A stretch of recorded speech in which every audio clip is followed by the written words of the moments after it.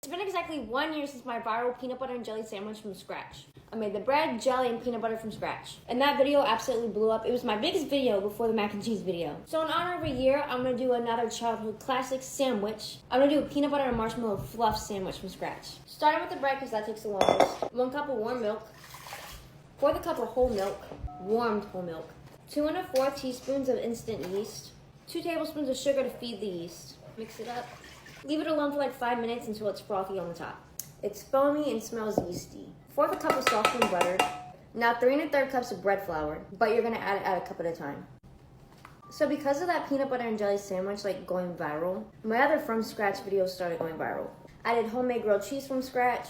I made the mozzarella and the bread, all of that. Homemade Pop-Tarts, homemade toaster strudels, homemade bagels and cream cheese. All that led to me getting my own YouTube series under Fox and Gordon Ramsay. A YouTube series called From Scratch with Teenie. I did homemade mac and cheese, but I made the shells from scratch. Homemade candy bars, homemade Hot Pockets, homemade cookies and cream ice cream. The Oreos were from scratch as well. So that one video did a lot, like a domino effect.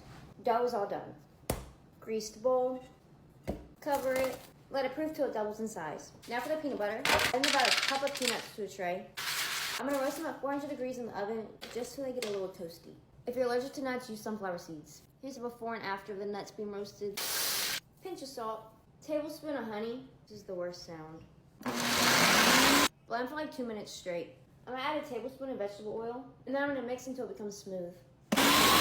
Peanut butter is done. Next is the marshmallow fluff.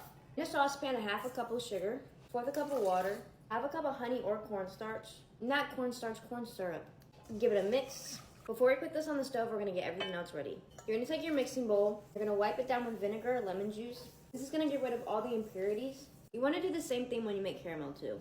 I learned this in culinary school. Gonna add the egg whites, but not mix it yet. Now I have the pot on the stove at medium heat. I'm not gonna stir it, I'm not gonna touch it. I just want it at 225 degrees. I'm using a candy thermometer. It's at 220, now I have to start whipping the egg whites.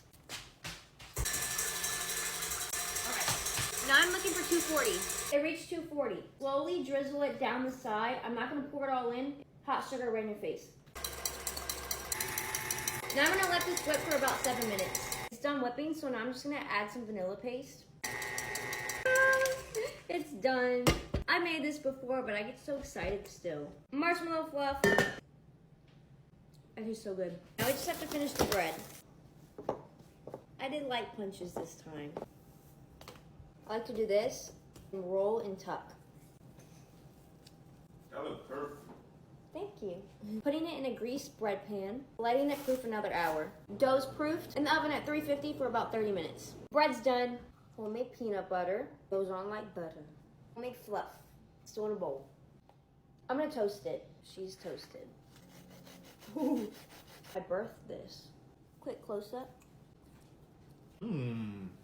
Reminds me of the good old days. What do you? Okay. 10 out of 10.